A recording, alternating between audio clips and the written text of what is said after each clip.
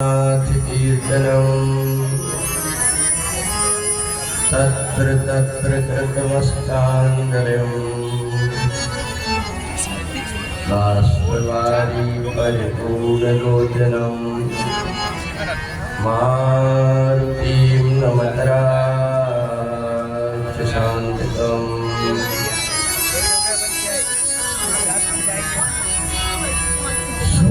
सुन लो मेरी पुकार राधे अलवेली सरकार।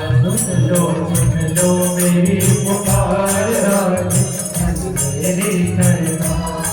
सुन लो मेरी पुकार राधे अलवेली सरकार। सुन लो मेरी पुकार राधे अलवेली सरकार। राधे अलवेली सरकार, राधे अलवेली सरकार, राधे अलवेली सरकार, राधे अलवेली सरकार। सुन लो मेरी पुकार राधे अलवेली सरकार। सुन लो मेरी पुकार राधे अलवेली सरकार। राधे अलवेली सरकार, राधे अलवेली सरकार, राधे अलवेली सरकार। सुन लो मेरी पुकार राधे अलवेली सरकार। राधे हमको वृंदावन में बुलाना, बार बार जी राधे हमको वृंदावन में बुलाना। आप भी दर्शन देना और बिहारी जी से मिलाना। आप भी दर्शन देना और बिहारी जी से मिलाना। यही दिन दीवारों पार राधे अलवेली सरकार। यही दिन दीवारों पार राधे अलवेली सरकार। राधे अलवेली सरकार, राधे अलवेली सरकार, राधे अलवेली सरकार, राधे अलवेली सरकार। सुन लो मेरी पुकार राधे अलवेली सरकार। सुन लो मेरी पुकार राधे अलवेली सरकार।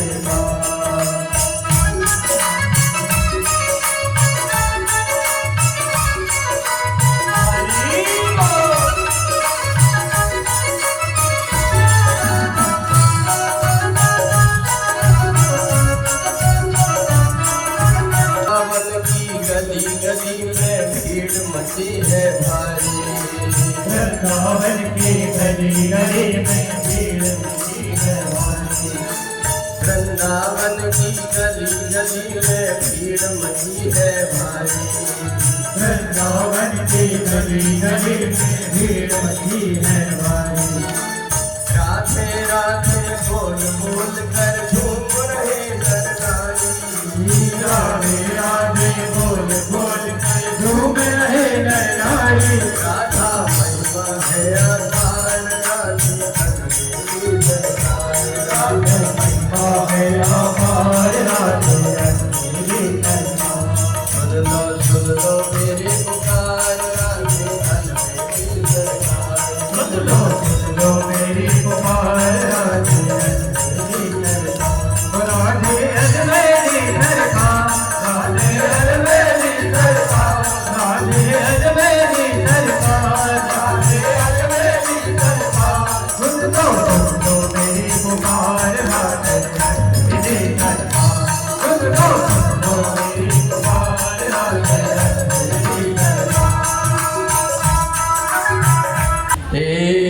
कलकालेन प्रसीदतः आराध्यस्य देवी का देवगर्भवृषभानुसुतः। भागवत कथा की छठवें दिन की सभा में उपस्थित सज्जनों देवियों,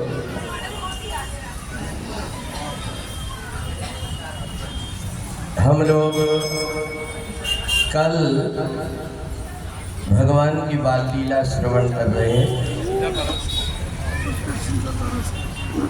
भागवत जी में 10वें अध्याय में भगवान कृष्ण की जो लीलाएं हैं, ये लीला, ये आप लोग ये कुर्सी लगाकर, जो 10वां स्कंद है ये भागवत का हृदय है। और इसलिए सुखदेव जी राजा परीक्षित को भगवान की बाल लीला, इधर भी जगह बाल लीला है। इन बाल लीला को भगवान की जो भी श्रवण करता है तो बाल लीला के श्रवण करने मात्र से परमात्मा की भक्ति प्राप्त हो जाती है। चाहे हम राम अवतार में देखें या कृष्ण अवतार में देखें, बिना शक्ति के भगवान की कोई लीला पूरी नहीं है। राम अवतार में भी जब तक के आदि शक्ति भगवती जी सीता का प्राकट्य नहीं हुआ, तब तक के भगवान की लीला पूरी नहीं हुई। और यही जो है भगवान कृष्ण की, भगवान श्री कृष्ण ने जब देखा ब्रज में कि मेरे को आगे की जो लीला करना है, ये लीला तो बिना शक्ति के पूरी नहीं हो पाएगी। और दूसरी बात एक और है, परमात्मा का स्वभाव बड़ा दयालु है। भगवान ने सोचा कि जिस समय पर मैं गोकुल में इतनी प्रकार की सब लीलाएं करूंगा और जिस समय पर मैं गोकुल छोड़ करके मथुरा चले जाऊंगा तो ब्रजवासियों को कोई सहारा चाहिए। और इसलिए भगवान श्री कृष्ण ने आदि शक्ति भगवती जगदम्बा के प्राकट्य की योजना बनाया। एक समय ब्रजभानु और कीर्ति दोनों यमुना जी स्नान करने के लिए गए और स्नान करके जब वापिस आए तो देखा एक बड़ा सुंदर फूल है।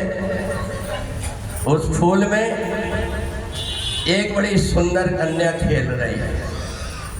आसपास देखा कोई नहीं। आकाशवाणी हुई, ब्रजभानु तुमने जो सत्कर्म किया है, इस सत्कर्म के कारण तुम्हारे घर में आदि शक्ति भगवती जगदम्बा का अवतरण हुआ है, इसलिए तुम इनको ले जाओ और ले जा करके इनको पाल पोस करके बड़े करना। ब्रजभानु जैसे लेकर के गए तो देखा उस समय पर राधा रानी सारा अंग सुंदर है, परंतु उनकी आंख नहीं खुल रही। आदि शक्ति भगवती जगदम्बा ने देखा कि भगवान कृष्ण पूर्ण अवतार में यहाँ पर प्रकट हुए, उनकी लीला में माया में मोहित ना हो जाऊं, इसलिए जब तक कि मैं भगवान के दर्शन नहीं करती तब संसार को नहीं देखूंगी, न माता पिता को देखूंगी और न ही संसार। तो एक दिन जब ब्रजभानु राधा जी को लेकर के गोकुल पहुँचे और जैसे ही नंद भवन में पहुँचे, भगवान श्री कृष्ण की किलकारी सुन करके राधा रानी ने आँख खोल लिया। अब तो ब्रजभानु और कीर्ति बड़े प्रसन्न हो गए कि बेटी अभी तक के जिसने अपनी आँख नहीं खोला था आज आँख खोल दिया, बड़े प्रसन्न हो गए। इधर भगवान का और राधा रानी का दोनों का जब एक दूसरे से परिचय हुआ तो जिस समय राधा रानी का प्राकट्य हुआ था, ब्रजभानु जी ब्रज के गांव रावल गांव में निवास करते थे। जब कंस को पता लगा कि ब्रजभानु की बेटी राधा आदि शक्ति है और ये कृष्ण का साथ देते हैं और कृष्ण मेरा शत्रु है। तो कंस ने क्या किया, अपना भेद बदल करके, राधा रानी सोई हुई थी और वहाँ पहुँच गए और राधा रानी को जैसे ही उठाने की कोशिश की, राधा रानी ने अपने चरण को जैसे फटकारा तो कंस आकर के मथुरा में गिरा। कंस घबरा गया, उसने सोचा कि बता, 1 महीने की बेटी है और उसने ये मेरी दशा कर दिया कि वहाँ से पैर फटकारने मात्र से और मैं मथुरा में आकर के गिरा। सतर्क हो गया, परंतु अब उससे बार बार योजना बनाते रहा कि कोई भी तरीके से मैं जब तक के राधा को समाप्त नहीं करूंगा कृष्ण को जीत नहीं पाऊंगा। कई प्रकार की योजना बनाया, ब्रजवासियों को, रावल गांव के व्यक्तियों को सताने लगा। भगवान श्री कृष्ण ने कहा, राधा जी आप ऐसा करो कि रावल गांव छोड़ करके आप बरसाने चली जाओ। अब बरसाने में मोर कुटी है, उस मोर कुटी में मेरे ग्वाल बाल और मैं मोर बनकर के तुम्हारी हमेशा रक्षा करूंगा और रावल गांव से राधा रानी जी बरसाने आ गई। अब इधर भगवान श्याम सुंदर ने देखा कि मेरे को आगे की लीला करना है। एक दिन भगवान गाय बछड़े चराने के लिए जब यमुना जी के किनारे गए तो वहाँ भगवान ने देखा कि यहाँ का जो जल है नीले रंग का हो गया। नंद बाबा से पूछा, बाबा ये यमुना जी का जल इतने नीले रंग का क्यों? क्या कन्हैया, यहाँ पर कालिया नाग रहता है और कालिया नाग के जहर से कई बार हमारी गाय मर चुकी है, इसलिए वहाँ पर नहीं जाना। भगवान ने सोचा कि चलो लीला लीला में यमुना जी के जल को मैं शुद्ध कर दूंगा। इसलिए भगवान श्याम सुंदर ने एक लीला बनाया और अपने ग्वाल वालों को ले करके भगवान कहने लगे कि चलो आज अपन एक नया खेल खेलते। अपन पहले बहुत सारे गांव में खेल खेलते थे, पता है? पहले ये जो देसी कबेलू रहते थे उनको इकट्ठा करके और गेंद से मारते थे। क्या बोलते थे? हाँ, पिट्टू के टिप्पू। हाँ, कहीं एक झाड़ से दूसरे झाड़ में कूद करके डाब डबोली का खेल खेलते थे। ये पहले ही क्रिकेट और वॉलीबॉल जैसे खेल रही थी। भगवान ने कहा कि चलो एक खेल और है जो गांव से बाहर खेला जाता है, वो लकड़ी की गिल्ली और डंडा बनाकर। तो गिल्ली किसी को लग ना जाए इसलिए गांव के बाहर मैदान में खेला जाता है। भगवान ने ग्वाल वालों से कहा कि चलो आज अपन गिल्ली डंडा का खेल खेलेंगे। सारे ग्वाल बाल कन्हैया के साथ यमुना जी के किनारे पहुंचे और वहां जब पहुंचे तो भगवान ने कहा, अरे अपन सब लोग डंडा तो लेकर के आ गए, पर ये बताओ कि गेंद किसके पास? थोड़ी देर भगवान ने गिल्ली डंडे का खेल खेला और कहा कि चलो अब अपन गेंद का खेल खेलें। पर गेंद किसके पास है? मनसुखा ने कहा कि श्री रामा के पास। श्री रामा ने कहा, देख कन्हैया, मेरी जो गेंद है ये मेरे दादाजी की, दादाजी के दादाजी के दादाजी की धोती की गेंद, और इसको अगर मैं तुमको दूंगा तो तुम डंडे से मारोगे या पैर से मारोगे। हम हर दिन इनकी आरती करते हैं इसलिए मैं तुमको नहीं दूंगा। कन्हैया ने कहा, नहीं ना, हम डंडे से मारेंगे और ना हम इसको पैर से मारेंगे। एक दूसरा खेल है, उसको बोलते हैं गदा गेंद, एक दूसरे को मारने का। श्री रामा ने कहा तब तो ठीक है, पर एक बात है, अगर मेरी गेंद घूमी तो मैं अपनी वही गेंद ले लूँगा, क्योंकि इसके बदले 10 गेंद भी मेरे कोई काम की नहीं। भगवान ने कहा तुम चिंता मत करो, ये गेंद अगर तुम्हारी घूमी तो मैं चाहे जहाँ से भी ला करके दे दूँ। भगवान श्याम सुंदर ग्वाल वालों के साथ में गेंद खेलने लगे। अब कन्हैया भी एक दूसरे को गेंद मारते हैं और सारे ग्वाल वाल उछल कूद करके गेंद खेलने लगे। काली देह पे खेलन आ गौरी, मेरो बारो सो कन्हैया। काली देह पे खेलन आ गौरी, मेरो बारो सो कन्हैया। काली देह पे खेलन आ गौरी, मेरो बारो सो कन्हैया। काली देह पे खेलन आ गौरी, मेरो बारो सो कन्हैया। मेरो बारो सो कन्हैया, मेरो छोटो सो कन्हैया।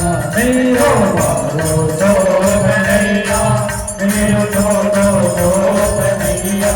काली देह पे खेलन आ गौरी, बारो सो कन्हैया। काली देह पे खेलन आ गौरी, मेरो बारो सो कन्हैया। मेरो बारो सो कन्हैया, मेरो छोटो सो कन्हैया। मेरो बारो सो कन्हैया, मेरो छोटो सो कन्हैया। काली देह पे खेलन आ गौरी, मेरो बारो सो कन्हैया। काली देह पे खेलन आ गौरी, मेरो बारो सो कन्हैया।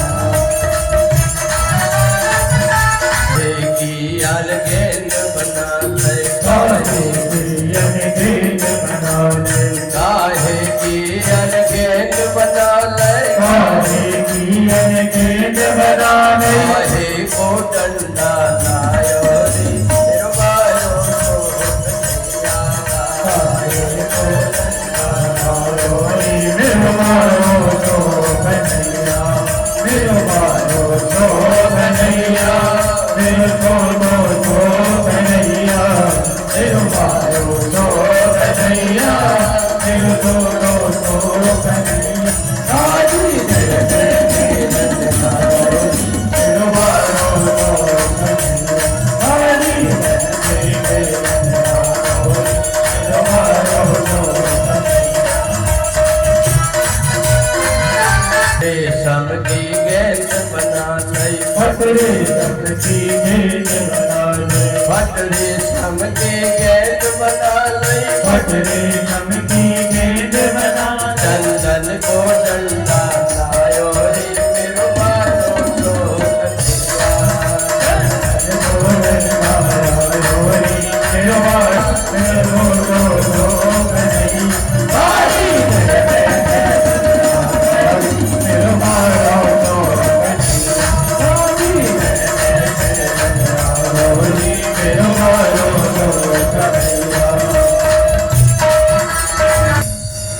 अब यहाँ भगवान श्याम सुंदर ने सोचा कि कालिया नागपुर नथरा है, इसलिए भगवान ने गेंद के खेलते खेलते में और गेंद उठा करके, और भगवान ने जैसे जोर से फेंका, जैसे ही जोर से फेंकते भगवान, तो वो यमुना जी में चली गई। और जैसे गेंद यमुना जी पहुंची, सारे ग्वाल वाल ताली बजा करके नाचने लगे। मनसुखा ने श्री रामा से पूछा, ये श्री रामा ये बता,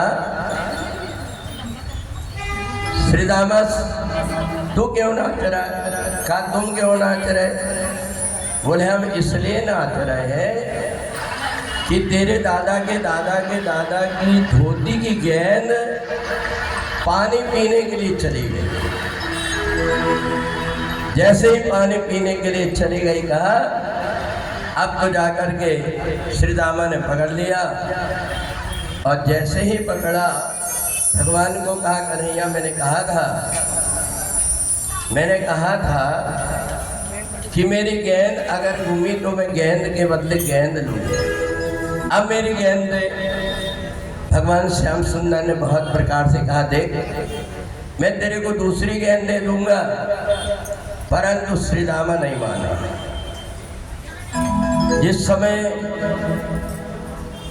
भगवान ने देखा कि अब मेरे को यमुना जी में जाना चाहिए, भगवान कदम के पेड़ पर चढ़ गए और वहां से सारे ग्वाल वालों से कहा, अरे भैया श्री दामा तेरी गेंद की काज आज मैं यमुना में जाऊं, मैं गेंद लाने जा रहा हूं, पर एक बात ध्यान रखना, मेरी मैया और मेरे बाबा अगर दुखी होंगे तो उनको समझा देना, मैं जल्दी आ जाऊंगा। ऐसा कह करके भगवान कदम के पेड़ से जैसे ही यमुना जी में कूदे हैं, सारे ग्वाल वाल रोने लगे, अरे राम राम, यहाँ तो कालिया नाग है। उसके फन को देख करके सब डर गए और दौड़ करके मैया की तरफ चले। उधर भगवान जैसे काली देह में कूदे, नंद बाबा आ रहे थे तो बिल्ली रास्ता काट दी, जल्दी जल्दी आए। इधर मैया यशोदा ने सोची कि मेरा कन्हैया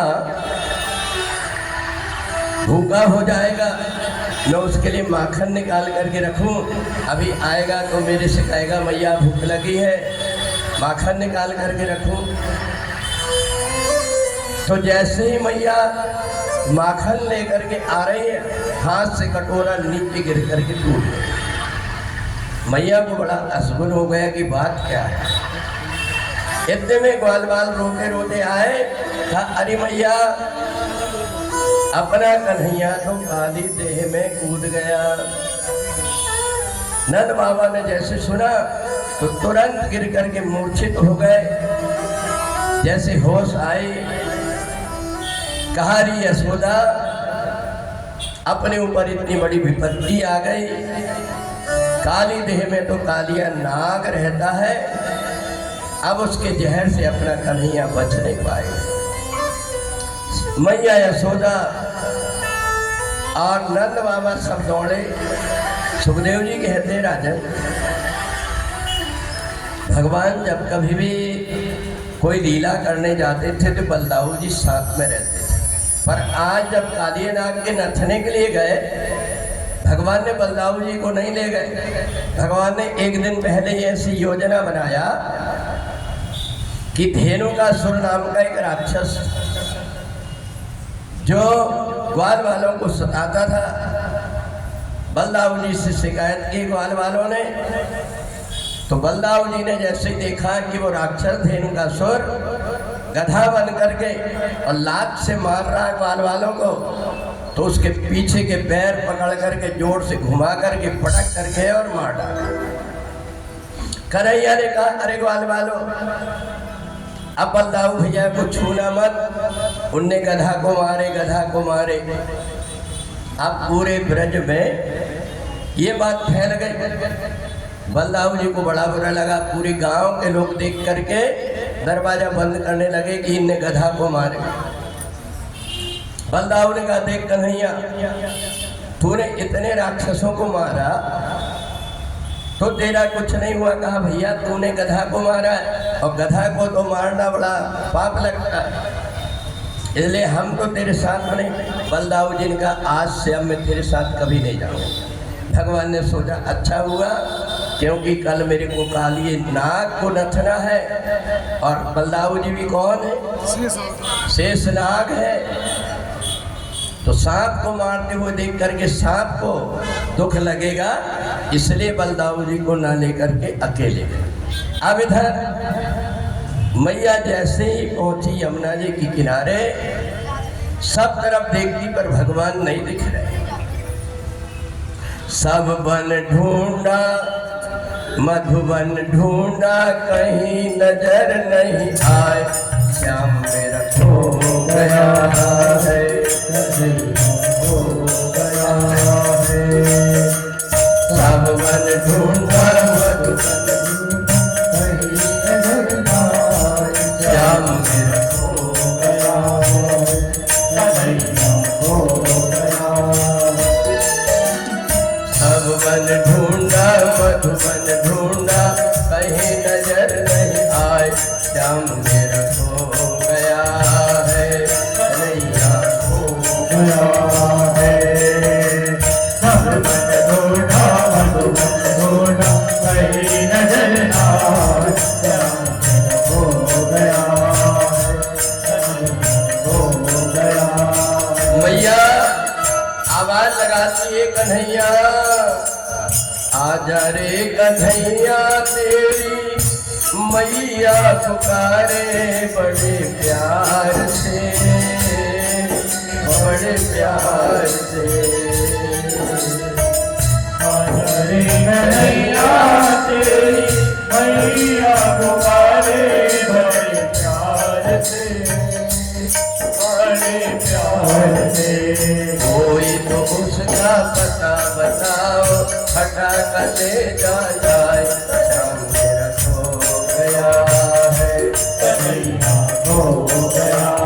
सब वन ढूंढा मधुबन ढूंढा कहीं नजर न आए श्याम मेरा खो गया है कन्हैया खो गया है।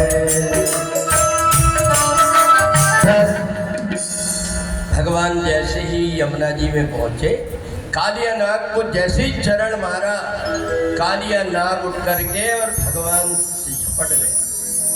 भगवान को जैसे झपटा भगवान उसके पकड़ पकड़ करके उसके सिर के ऊपर चढ़ गए और चढ़ करके भगवान जैसे ही अपने सिर को रखते हैं पैर सिर के ऊपर जैसे ही पैर को रखा वैसे ही कालिया नाग भगवान के स्पर्श से बदल गया।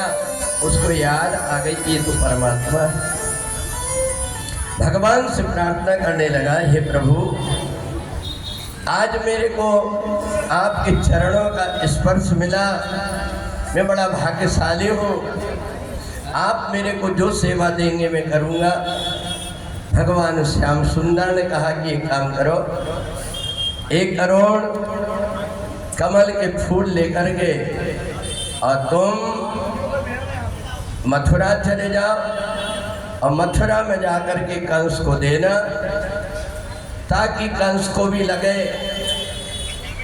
कि बड़ा जहरीला सांप जिसके कारण कंस कभी काली देह में नहीं गया और एक छोटे से बालक ने उसको बस में करके 1 करोड़ कमल के फूल लेकर के मथुरा गए। कंस को जैसे ही देख करके बड़ा आश्चर्य लगा। अब तो कंस बहुत घबरा गया। कंस ने मन में विचार किया कि अब मेरे को इस बालक को मारने के लिए कोई ना कोई प्रयत्न करना पड़ेगा। कंस ने अपने दूतों से कहा एक काम करो तुम ये देखो कि ब्रजभानु की बेटी इस समय पर कहाँ है। कंस के दूतों ने पता लगाया कि महाराज इस समय बंसी वट में राधा रानी अपनी सहेलियों के साथ में झूला झूलने के लिए गई। अब इधर कंस ने अपना भेष बदला और भेष बदल करके बंसीवट पहुंचा। वहां जाकर के देखता है कदम के पेड़ में झूला बंधा हुआ है और राधा रानी झूला झूल रही हैं। झूला पड़ो है कदम की डाल पे झूला पड़ो है कदम की डाल पे झूला पड़ो है कदम की डाल पे झूला पड़ो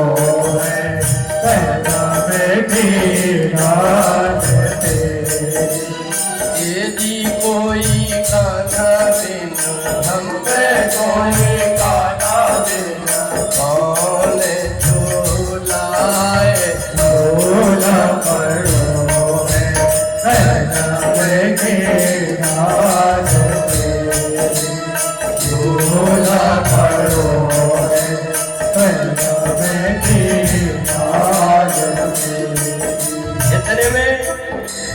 पपीहा ने आवाज लगाया, पिया बैरी पपीहरा पिया पिया रटे रहो जी, बैरी पपीहरा पिया पिया रटे रहो।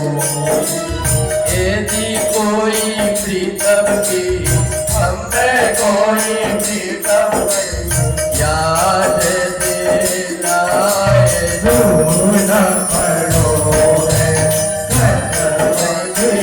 याद तेरी, न पड़ो है याद तेरी। अब इधर जैसे ही सखियां गीत गा रही, मल्हार गा रही है, अकस्मात सखियों का गाना बंद हो गया, ढोलक का बजना बंद हो गया, नाचने वाली सखियों का नाचना बंद हो गया। राधा रानी ने देखा एक काला काला सा आदमी खड़ा हुआ। राधा रानी ने कहा, लगता है एक कंस फिर आ गया। अपनी सखी को इशारा किया, जा ये जो काला काला आदमी दिख रहा है इसको पकड़ करके लेकर, बाल पकड़ करके कंस को खींचते हुए लेकर के आई, और राधा रानी ने अपनी वेणी के फूल उसके ऊपर जैसे डाला तो कंस पुरुष से स्त्री बन गया। का एक काम करो, अब इसको पकड़ करके ले चलो और अपने बरसाने में इसको रोज गोबर डालने का काम करेगा, गोबर उठाने का गाएगा। अब कंस को ये गोपियां पकड़ करके ले गई और जा करके बरसाने में गोबर उठाने लगा। कंस को बड़ा दुख लगा कि किसी को पता नहीं है, सारे जितने सैनिक हैं वो सब भाग गए। अब कंस को जब दासी बना करके राधा रानी ने अपने बरसाने में रख दी, सब तरफ कंस को ढूंढने लगे मंत्री, परंतु जब कोई पता नहीं लगा, इतने में नारद जी आए। नारायण नारायण श्रीमन नारायण नारायण नारायण नारायण नारायण श्रीमन नारायण नारायण नारायण श्रीमन नारायण नारायण नारायण श्रीमन नारायण नारायण नारायण नारायण श्रीमन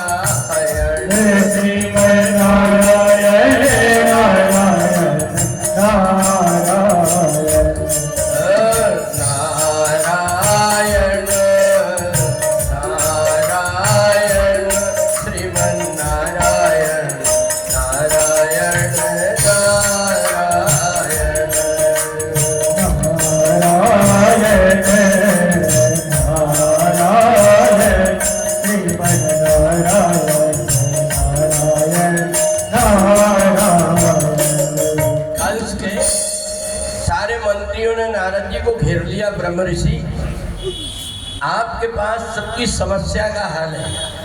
अच्छा देखना, नारद जी देवताओं के भी काम आते हैं, राक्षसों के भी काम आते हैं और मनुष्य के भी काम आते हैं। यहाँ वहाँ की खबर पहुँचाने का काम नारद जी करते हैं। तो जब नारद जी आए तो मंत्रियों ने पूछा कि हमारे महाराज बगीचा बंसी वट से गायब हो गए, उनका पता ही नहीं। अब इधर मंत्रियों को पता नहीं है क्योंकि राधा रानी ने उनको स्त्री बना लिया। नारद जी ने सोचा कंस कहाँ गायब हो गए, आंख बंद करके जो देखे तो सारी लीलाएं समझ। नारद जी हंसने लगे, कहा मेरे को पता लग गया कहाँ पर है। बोले महाराज चलिए सेना लेकर के हम चलते। बोले वहाँ सेना का काम नहीं है, आप मत जाओ, मैं जाकर के जरा पता लगा करके आता। आप जैसे ही नारद जी बरसाने पहुँचे, जैसे ही ब्रजभानु ने देखा नारद जी को आसन पर बिठाला, कीर्ति ने आकर के प्रणाम किया। नारद जी ने कहा ब्रजभानु जी आपके यहाँ कोई नई नई दासी आई? तो ब्रजभानु ने कहा हमारे यहाँ तो दासियाँ काम करते रहती, आते जाते रहती। बोले नहीं, एक नई दासी आई और वो दासी छोटी मोटी नहीं है, मथुरा के राजा कंस यहाँ दासी बन करके रह रहे हैं। ब्रजभानु ने कहा कैसी बात करते हो, हमारे यहाँ कंस दासी बनकर क्यों आएगा? कहा फिर भी मैं बेटी से पूछे लेता हूँ। राधा रानी को बुलाया, राधा इधर आओ। राधा ने कही हाँ बाबा। बोले बेटी अपने यहाँ कंस आया? बोले हाँ बाबा, वो जो गोबर फेंकती है ना बड़ी दासी काली काली, वो कंस ही तो है। बेटी तूने कंस को दासी बना दी? बोले बाबा आपको नहीं पता, मैं छोटी थी तभी ये मेरे को पकड़ करके ले जा रहा था। फिर दोबारा फिर से हिम्मत किया, मैं बंसीवट में झूला झूल रही थी तो उस समय भी आकर के सखियों को डरवा रहा था, तो मैंने दासी बना करके उसको गोबर फेंकने लगा। ब्रजभानु का बुलाओ। अब कंस नारद जी और ब्रजभानु जी के सामने घूंघट डाल के जब आए तो बड़ी शर्म लगे, सोचा कि अब क्या बताऊंगा। आकर के नारद जी को हाथ जोड़ करके प्रणाम किए। नारद जी ने कहा कि चिंता मत करो, मैं तुम्हारे लिए कोई उपाय करता हूँ। कहा बेटी ये काम करो, एक कंस जैसा था इनको वैसे ही बना करके और यहाँ से दे दो। तो राधा रानी ने कहा देखो बाबा, मैं कंस को तो छोड़ देती हूँ, पर कंस को ही वचन देना पड़ेगा कि मेरे बरसाने में कभी पैर नहीं रखे। कंस ने कहा कि मैं बिल्कुल कभी नहीं आऊँगा। राधा रानी ने जल छिड़का और कंस फिर से पुरुष रूप में आया और भाग करके मथुरा। सुखदेव जी राजा परीक्षित से कहते हैं राजा, राधा रानी सारे ब्रज की अधिष्ठात्री देवी है। यहाँ तक भगवान श्री कृष्ण का भी नाम वृंदावन में कोई नहीं लेता, हर कोई राधा रानी का ही जाप करता। ब्रज की ऐसी महिमा है। पता है कि वृंदावन में जितने भी जाते हैं वो जय श्री कृष्णा बोल करके राधे रानी बोलते हैं। इसलिए बोलते हैं कि जिस समय पर भगवान ब्रज में अवतार लेने लगे तो लक्ष्मी जी से कहा देवी मैं जा रहा हूँ कृष्ण अवतार लेकर के, आपको भी अवतार लेकर के आना है। तो लक्ष्मी जी ने मना कर दिया कि नहीं नहीं, मैं आपके साथ में अब पृथ्वी लोक में नहीं जाऊंगी। भगवान ने कहा लक्ष्मी तुम्हारे बिना तो मेरी लीला पूरी नहीं होगी, इसलिए तुम्हें चलना तो पड़ेगा। लक्ष्मी जी ने कहा अगर मेरे को ले जाते हो तो मेरी शर्त रहेगी। बोले क्या? बोले एक शर्त तो मेरी ये रहेगी कि मैं तुम्हारे साथ में विवाह नहीं करने, आह्लादिनी शक्ति के रूप में मैं चलूँ। दूसरी बात एक और, राम अवतार में मैं आपके अधीन थी, पर कृष्ण अवतार में आप मेरे अधीन रहो। और तीसरी शर्त ये है कि ये बताइए कि राम अवतार में तो आप 14 वर्ष वनवास गए थे, कृष्ण अवतार में कितने वर्ष का वनवास रहेगा? कन्हैया ने कहा नहीं नहीं, वह वनवास तो नहीं रहेगा, पर जंगल में मैं गाय चराने जाऊंगा। तो लक्ष्मी जी ने कहा कितनी दूर तक? बोले 84 कोस। तो लक्ष्मी जी ने कहा मेरे हृदय को 84 कोस का बना करके आप ब्रज की भूमि में फैला दीजिए, ताकि आप जब गाय चराने के लिए जाएंगे तो आपके पैर में कोई कांटे और कंकर न गड़े। तो राधा रानी ने अपना हृदय ब्रज में फैला दिया है, इसलिए जो कोई भी वृंदावन जाता है तो उसके मुख से अपने आप निकल जाता है, जय राधे जय राधे राधे, जय राधे जय श्री राधे, जय राधे जय राधे राधे, जय राधे जय श्री राधे, जय राधे जय राधे राधे, जय राधे जय श्री राधे, जय राधे जय राधे राधे, जय राधे जय श्री राधे, जय राधे जय राधे राधे, जय राधे जय राधे राधे, जय राधे जय राधे राधे, जय राधे जय राधे राधे, जय राधे जय राधे राधे, जय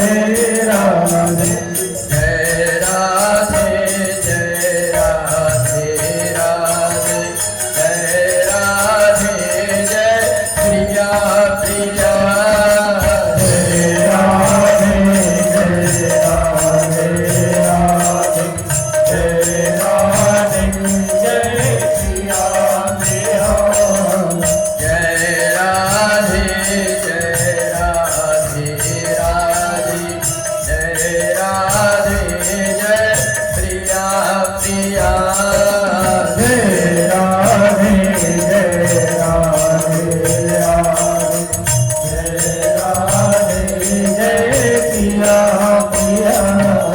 बोलिए राधा रानी सरकार की जय। भगवान श्याम सुंदर ने जैसे राधा रानी के त्याग को देखा, भगवान श्याम सुंदर राधा रानी की महिमा को सारे ब्रज में भक्तों तक पहुंचा दिया। तो जितने भी ब्रजवासी हैं वो राधा रानी को अपनी आह्लादनी शक्ति मानते। भगवान श्याम सुंदर ने देखा ये ब्रज में मेरी लीला पूर्ण होने को है, परंतु मेरे ये ब्रजवासी मेरे बिना कैसे रहेंगे। तो भगवान ने 10वें अध्याय के 10वें स्कंद में उत्तरार्ध लीला किया। भगवान राम जी के पास में धनुष बाण है, भगवान शंकर के पास में क्या है, त्रिशूल है। पर भगवान कृष्ण ने प्रेम का संदेश लेकर के आए, अपने पास में कोई अस्त्र न रख करके बांसुरी को। जब भगवान श्याम सुंदर को कहीं कोई गोपियों को बुलाना रहता है, भगवान श्याम सुंदर बांसुरी में बांसुरी की धुन के माध्यम से गोपियों को बुला लेते। इन गोपियों ने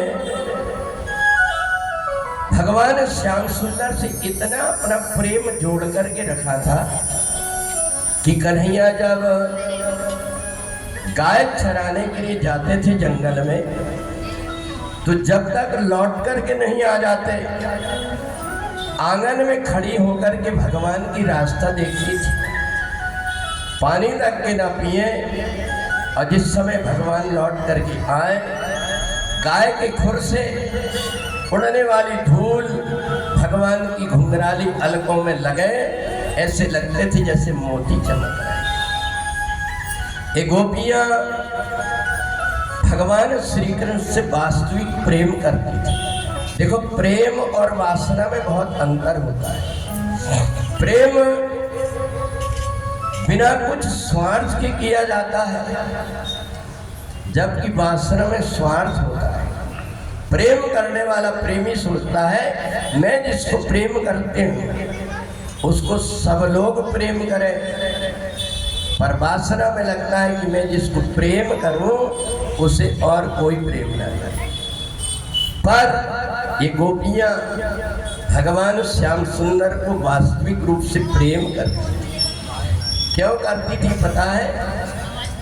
ये गोपियां राम अवतार में ये महात्मा लोग थे। जिस समय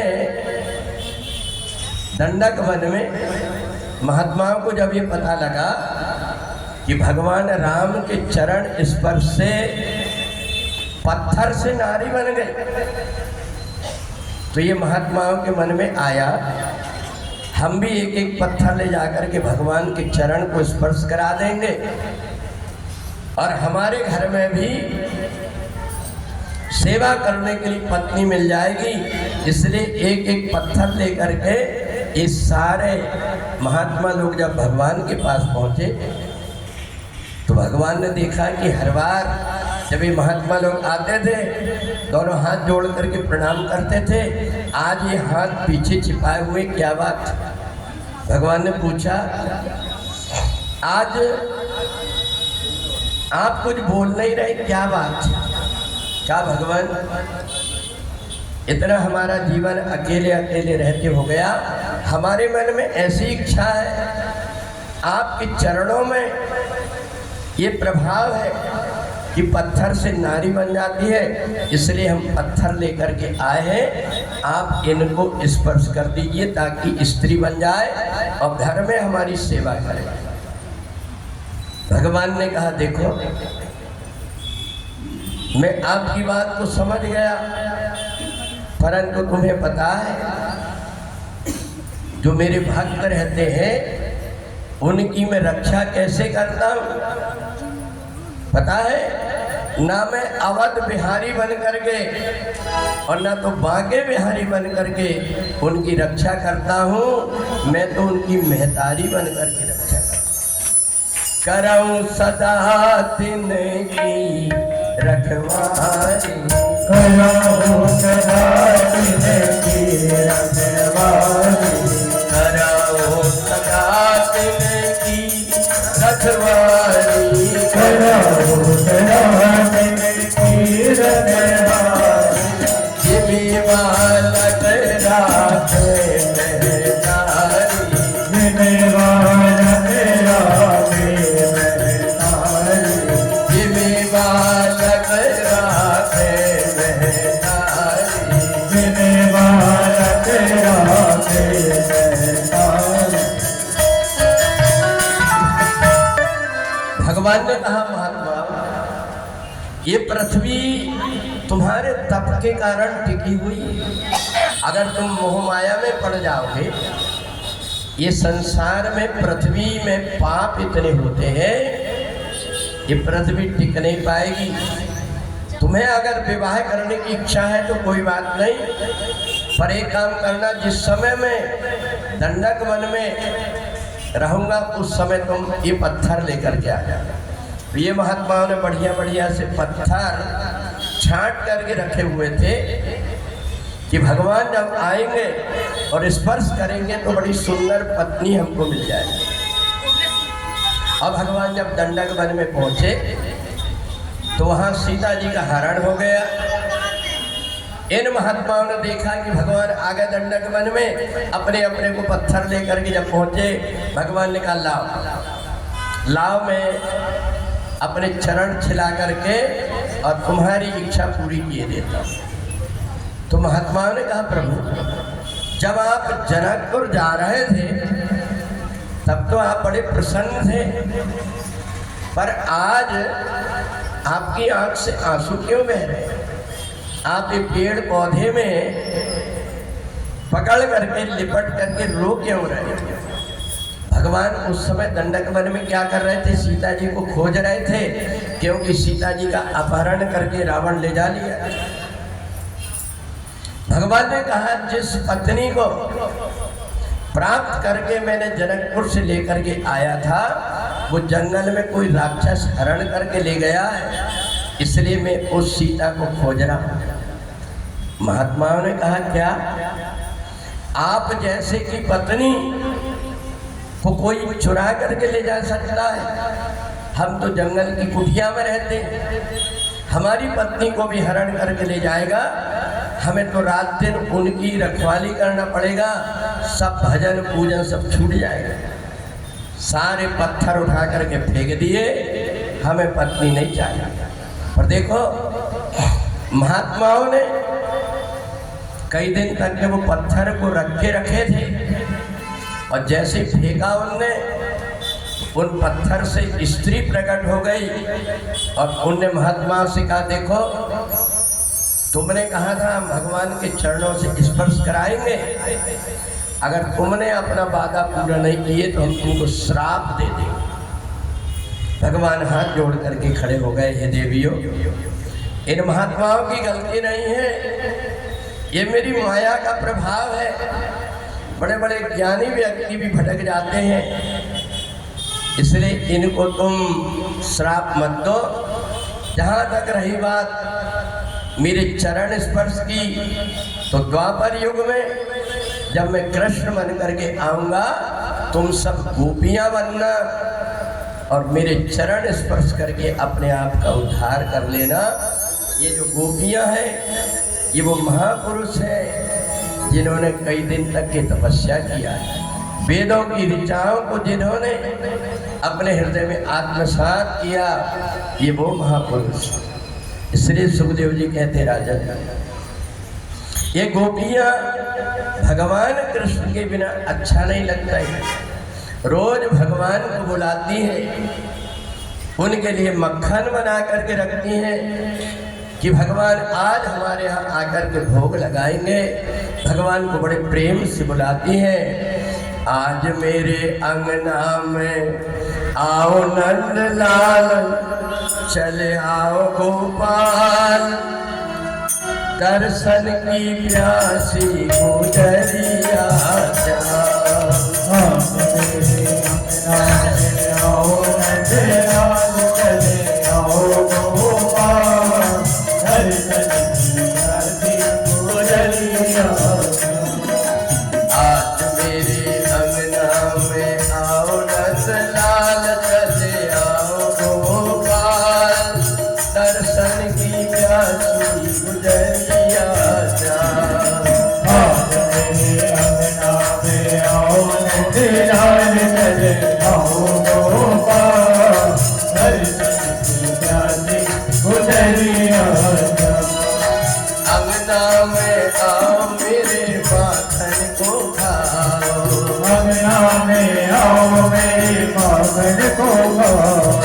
छोटी शादी बतिया सुनाओ नंद लाल, कल आओ गोपाल, दर्शन की प्यासी गुजरिया आज मेरे अंगना में आओ नंद लाल, चले आओ गोपाल, दर्शन की प्यासी गुजरिया।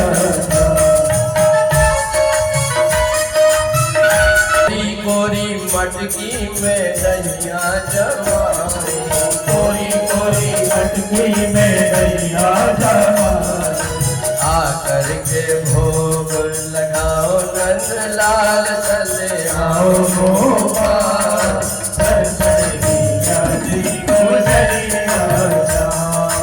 आज मेरे अंगना में आओ नंद लाल, चले आओ गोपाल, दर्शन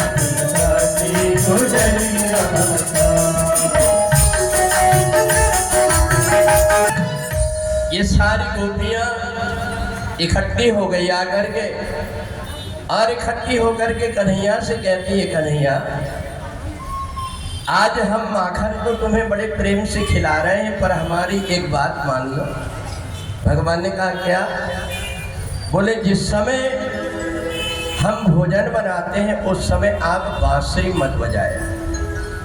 कन्हैया ने कहा, क्यों?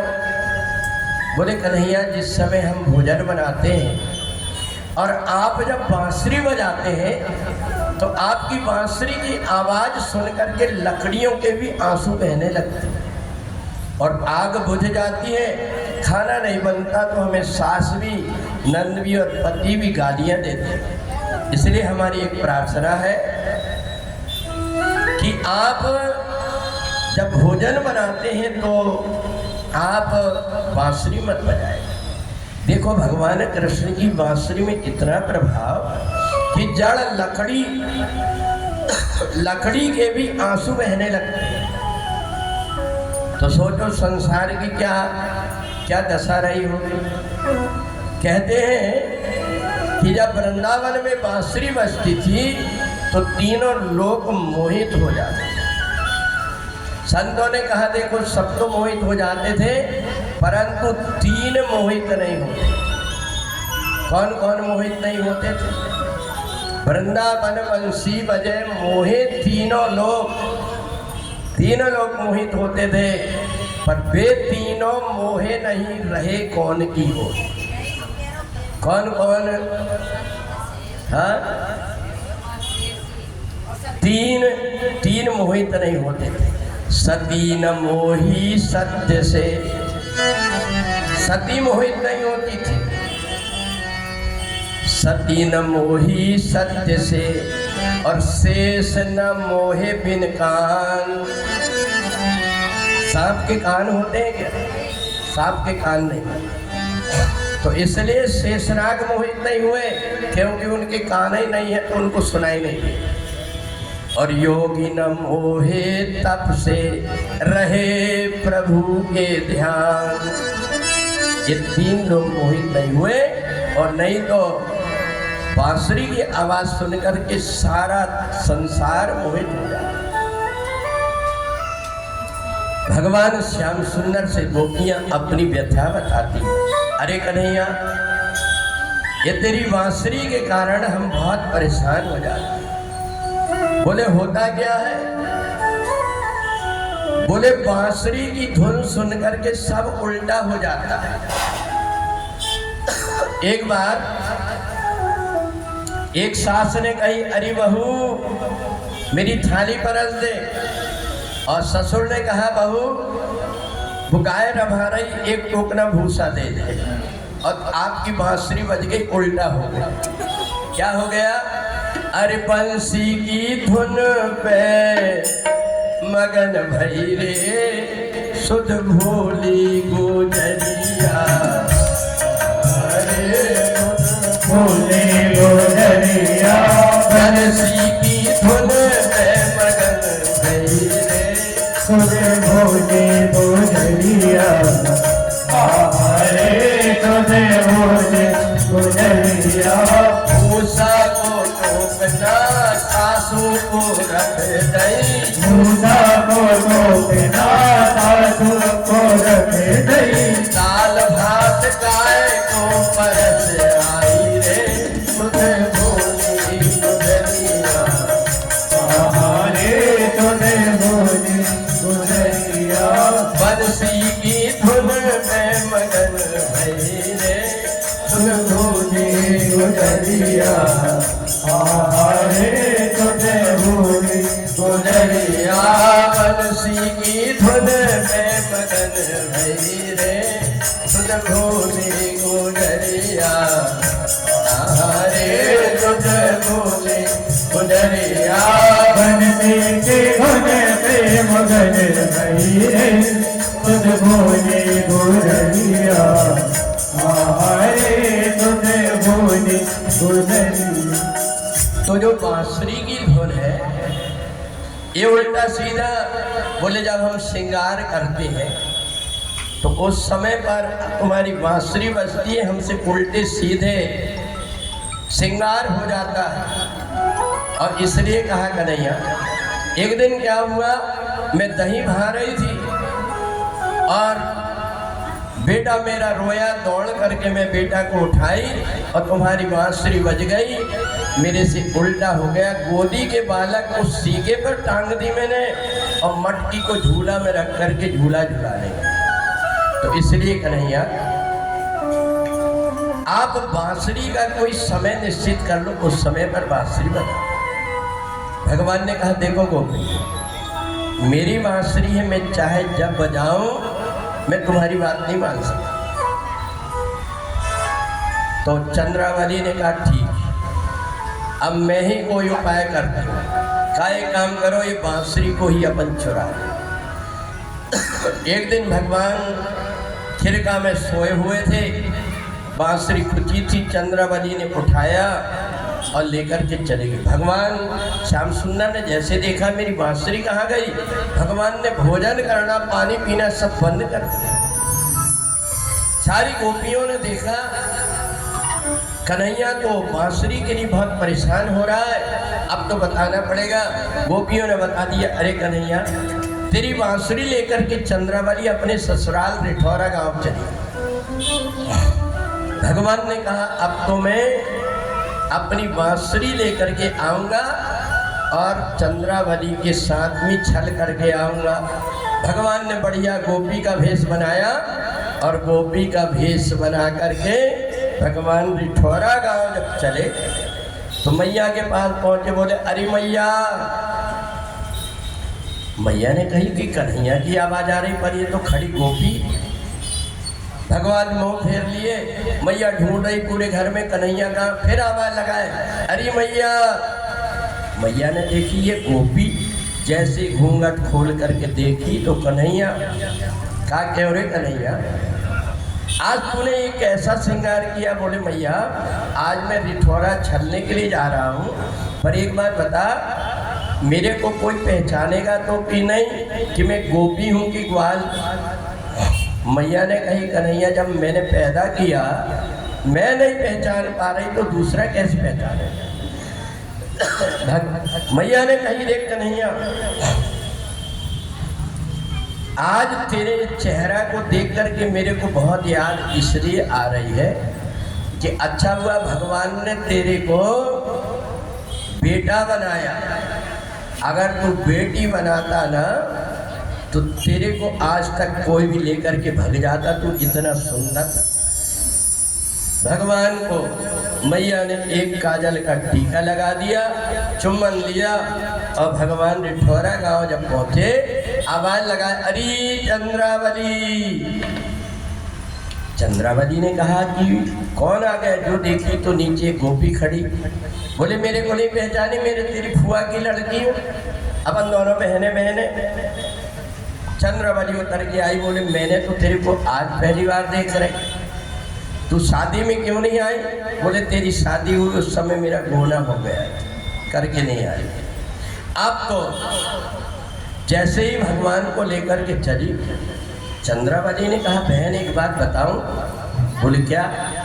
बोले तेरी चाल तो मर्दों जैसी लग रही है। भगवान ने सोचा कि कहीं ऐसा ना हो जाए कि पहचान ले। भगवान ने बहाना बता दिया कि बचपन में मैं गाय चराती थी, गाय के पीछे भागना पड़ता था, इसलिए मेरी चाल ऐसी हो गई लड़कों में।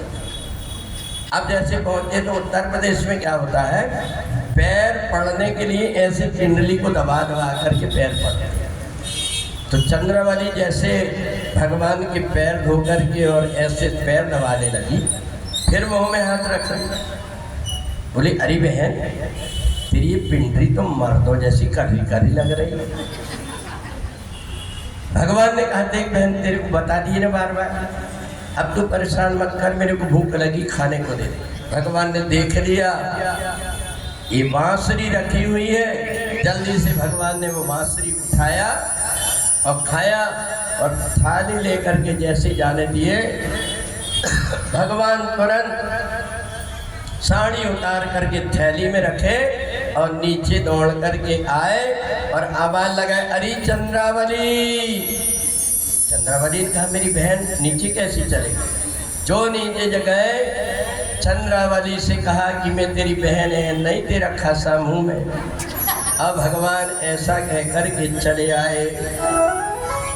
बोलिए कृष्ण कन्हैया लाल की। श्याम तेरी बंसी बजे धीरे धीरे, श्याम तेरी बंसी बजे धीरे, श्याम तेरी बंसी बजे धीरे धीरे, श्याम तेरी बंसी बजे धीरे, बजे धीरे धीरे यमुना के तीरे बजे धीरे धीरे वो यमुना के तीरे। श्याम तेरी बंसी बजे धीरे धीरे। श्याम तेरी बंसी बजे धीरे धीरे। श्याम तेरी बंसी बजे धीरे धीरे। श्याम तेरी बंसी बजे धीरे धीरे। अब यहाँ भगवान श्याम सुंदर ने सोचा अब मेरे को ये गोकुल छोड़ करके मथुरा जाना है और मैंने इन गोपियों को कहा है मैं तुम्हें आत्मदर्शन कराऊंगा। देखो जो रासलीला है भगवान की वो आत्मा और परमात्मा का मिलन है। हम परमात्मा को बाहर खोजते हैं परंतु एक बात ध्यान रखना परमात्मा बाहर नहीं मिलता। साईं तेरा तुझ में ज्यों पुष्पन में वास। अगर परमात्मा को खोजना है तो हमें अंदर खोजना पड़ेगा। एक बात ध्यान रखना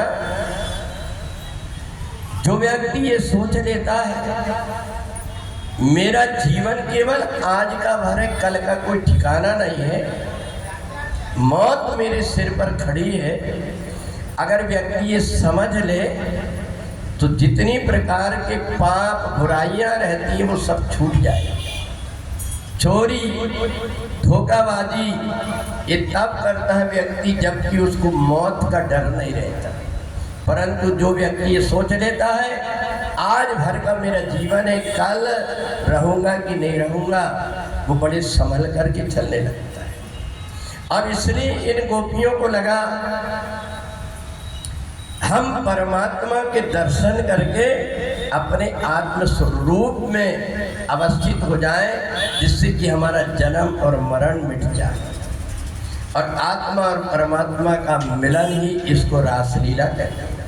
भगवान ने कहा था मैं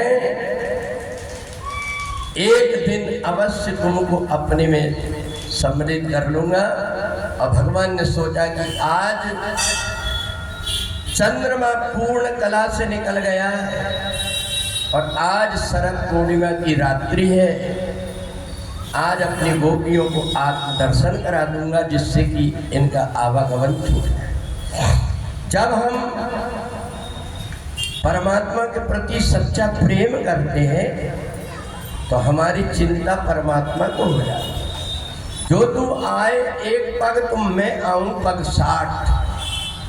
हम जितना भी शरीर को सजाएं शरीर को हम कितना भी सजा लें पर जब तक के अच्छे गुण हमारे अंदर नहीं आएंगे तब तक परमात्मा को हम प्रिय नहीं हो सकते। निर्मल मन जन सो मोहि पावा।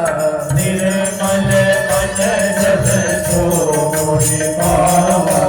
निर्मल मन जन सो मोहि पावा। निर्मल मन जन सो मोहि पावा। मोहि कपट छल क्षेत्र न भावा। मोहि कपट छल क्षेत्र न भावा। मोहि कपट छल क्षेत्र न भावा। मोहि कपट छल क्षेत्र न भावा।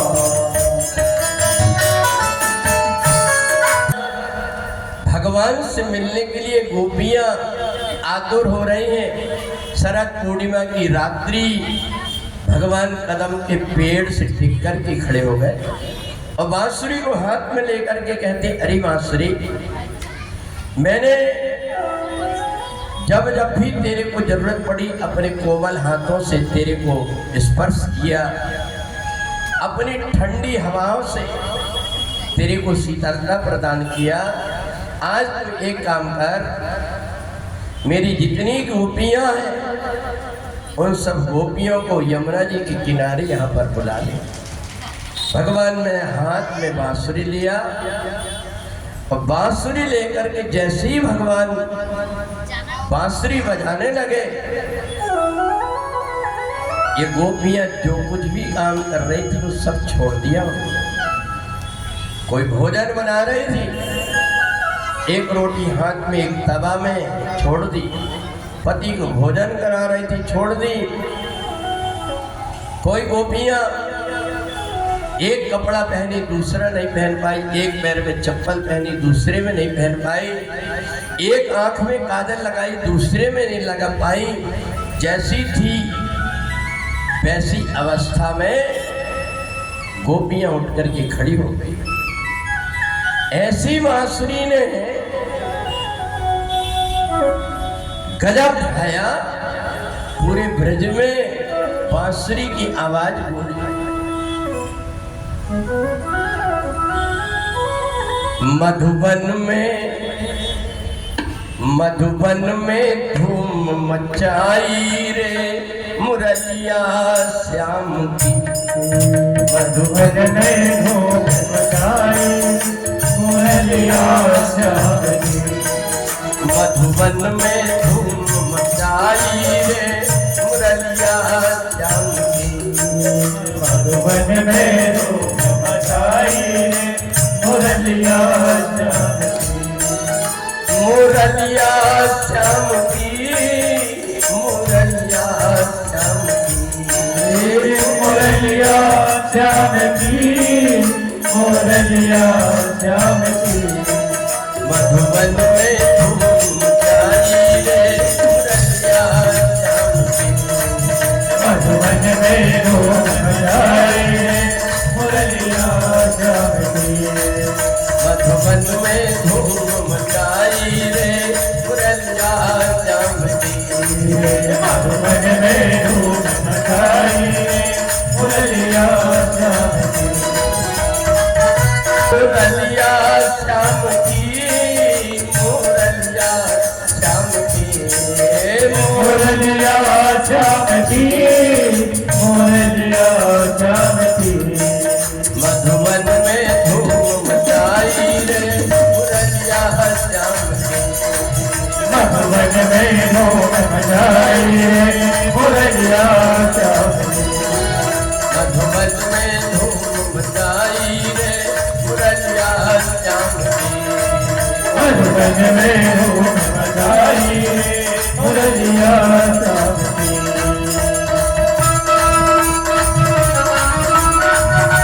जैसे जैसे आधे अधूरे घर का रज निपटाए।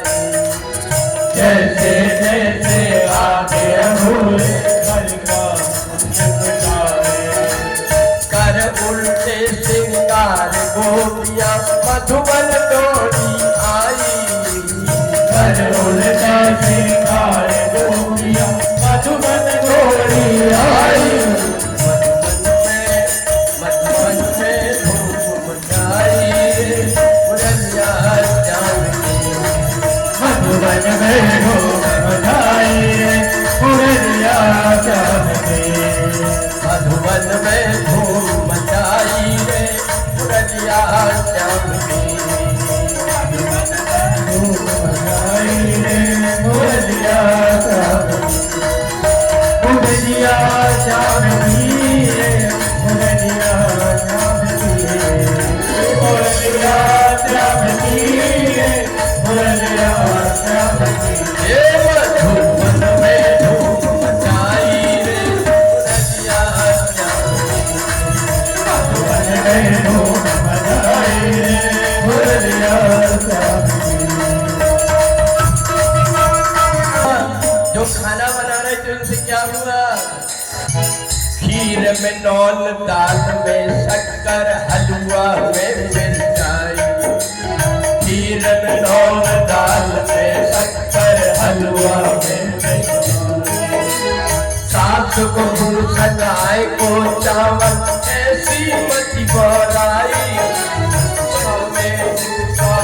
में धूम मचाई रे मुरलिया श्याम की। में धूम मचाई रे मुरलिया श्याम की।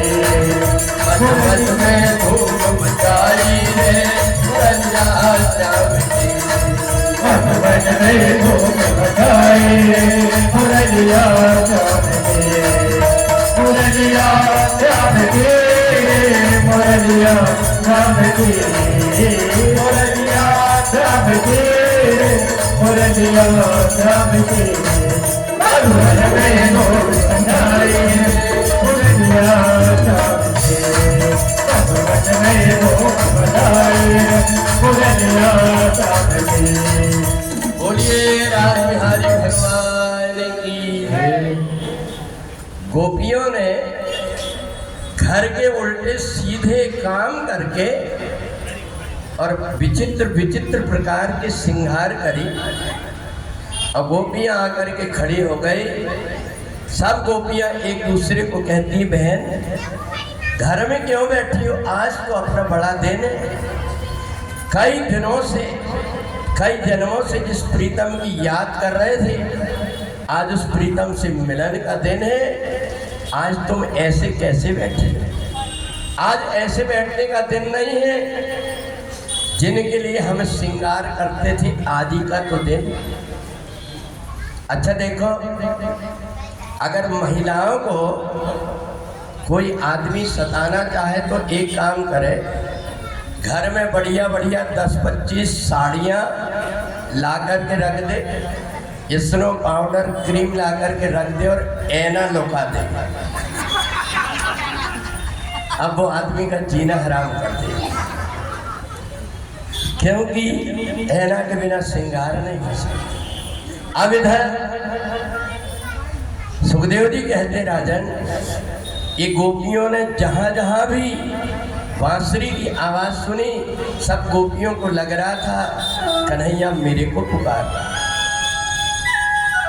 ये गोपियां एक दूसरे को साथ में ले ली और साथ में लेकर के एक गोपियों को श्रृंगार करने के लिए लगा दिए। जिसका मुझे था इंतजार, वो घड़ी आ गई कान्हा के घर पे हमें जाना है यार, और नाचना पे हमें जाना है। जिसका मुझे था इंतजार, जिसका मुझे हाय तेरा वो घड़ी आ गई यार, कान्हा के घर पे हमें जाना है यार, कान्हा के घर पे हमें जाना है। जिसका मुझे था इंतजार, जिसके लिए दिल हमें करा वो घड़ी आ गई यार, कान्हा के घर पे हमें जाना है यार, कान्हा के घर पे हमें जाना है।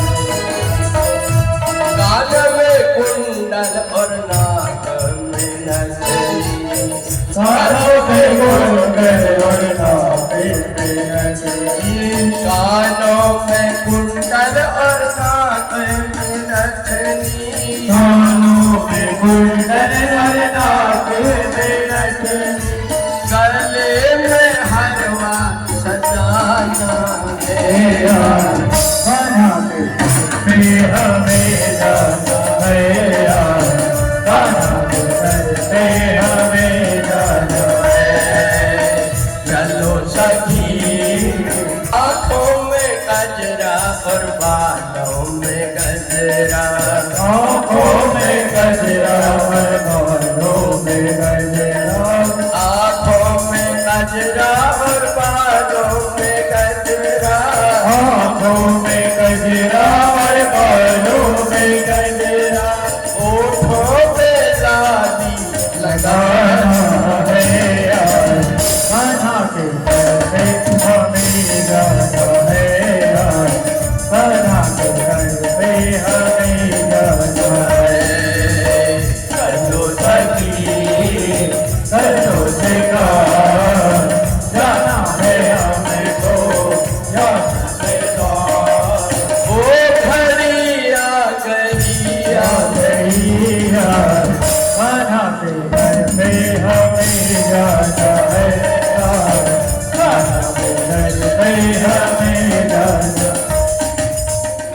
बोलिए राज बिहारी भगवान की। सारी सखियां श्रृंगार करके और यमुना जी की तट पर जब चली तो उस समय भगवान श्याम सुंदर ने उन गोपियों की परीक्षा ली। अरे गोपियों, आधी रात में कैसे आ गई तुम? अच्छा, यमुना जी को देखने आई होंगी? नहीं नहीं। अच्छा, तो तुम आज का पूर्ण चंद्रमा देखने आई होंगी? गोपियों ने कहा नहीं कन्हैया। इधर गोपियों ने कहा रे कन्हैया, तुम भी अजब हो, तुमने हमको निमंत्रण देकर के बुला लिया और अब पूछ रही हो कि क्यों आई? भगवान कहते हैं कि नहीं नहीं, तुम एक काम करो, अपने घर वापस चले जाओ, तुम्हारे पति रास्ता देखते होंगे, तुम्हारे बेटा बेटी रास्ता देखते होंगे। गोपियों ने कहा कन्हैया एक बात बता कि अगर कोई पतिव्रता पत्नी उसका पति बाहर गया हो, एक फोटो रख करके और अपने पति के रोज दर्शन करती हो, अगर उसका वास्तविक पति आ जाए तो उसको वो फोटो वाले पति से मिलना चाहिए कि वास्तविक पति से? तो कहा उसको तो फोटो छोड़ करके जो वास्तविक पति उससे मिलना चाहिए। गोपियों ने कहा कन्हैया, आज तक हम नकली पति जो सांसारिक पति है, आज है कल नहीं रहेगा, उसके साथ रहती थी, परंतु आज हम अपने परम पति के पास गए। भगवान ने कहा ठीक है, अगर तुम्हारा ऐसा समर्पण है तो चलो हम सब रास करते हैं। भगवान श्याम सुंदर उन सब गोपियों के साथ में जब रास करने लगे, भगवान ने देखा इन गोपियों के अंदर प्रेम है, समर्पण है, सब कुछ है, पर इनके अंदर का अभिमान नहीं गया। भगवान उस अभिमान को दूर करने के लिए कहते हैं गोपियों, तुम बहुत थक गई हो, इसलिए लाओ मैं तुम्हारे चरण को दबाए देता हूं। भगवान श्याम सुंदर ने जितनी गोपियां थी उतने रूप बना करके जब उनके चरण को दबाने लगे, इन गोपियों को अभिमान हो गए। गोपियों ने कहा कन्हैया, तुम इतनी अच्छी सेवा कर लेते हो, एक काम करो, हम लोग को यमुना जी के किनारे जल पीने जाना, अपने कंधे पर बिठाल करके रख लो, हम चलना नहीं चाहते। भगवान ने कहा बाहरी गोपियों, मैं तुम्हें इतना प्रेम करता हूँ और तुम्हें अभिमान हो गया। भगवान ने कहा अच्छा ठीक, आओ तुम मेरी कंधे पर बैठ जाओ। भगवान जैसे नीचे बैठे और गोपियाँ जैसे बैठने को हुई, भगवान अदृश्य। गोपियाँ ढूंढने लगी कन्हैया, कन्हैया तुम कहाँ गए? इतनी जोर जोर से रुदन करने लगी, दौड़ करके ग्वाल वाल आ गए कि हमारा कन्हैया कहाँ चला गया। उस कदम के पेड़ के आसपास एक गोप नाच नाच करके कन्हैया को पुकारने लगे, कन्हैया आ जा, अब तेरे बिना रहा नहीं जाता। तो कदम के पेड़ के आसपास जब ग्वाल वाल नाच रहे थे, उसको सत्ता के रूप में अपने भक्त लोग जो है आसपास घूम घूम करके नाचते हैं आज उन्हीं भगवान कृष्ण की याद में। और जो गोपियाँ यमुना जी के किनारे एक साथ भगवान की याद कर रहे थे, उस गीत को गोपी गीत कहते हैं। इसलिए महाराज में हम सब प्रवेश करेंगे। जिन भगवान को प्राप्त करने के लिए गोपियों ने रोते हुए जो गीत गाया था, उसको गोपी गीत कहते हैं। एक श्लोक आप सुनिए। जयति तेधिकं जनमना व्रजा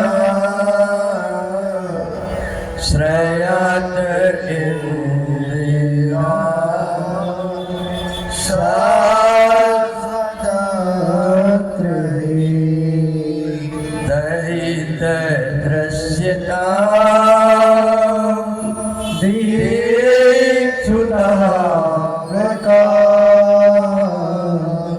त्वयि धृताश्रवा